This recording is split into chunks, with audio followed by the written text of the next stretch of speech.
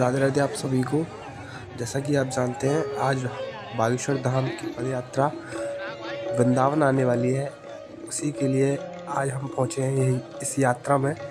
हमारे सौभाग्य है हम यात्रा में पहुँच पाए हैं। और आपको मैं एक चीज़ बताना चाहता हूँ, भारत सिर्फ एक देश नहीं, एक संस्कृति है, एक सोच है, एक धड़कन है जो करोड़ों लोगों के दिल में एक साथ धड़कती है।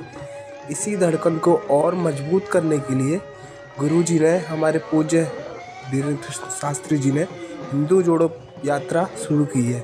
और मैं आपको बता देता हूँ कि दिल्ली से लेके वृंदावन तक ये पदयात्रा 20 किलोमीटर लंबी हो गई है और इसमें 5 लाख लोगों से ज़्यादा लोग हैं। और फोर्स, एनएसजी और पुलिस और भी मिलिट्री वगैरह, मतलब बहुत सारी फोर्सेस हैं उनको प्रोटेक्ट करने के लिए।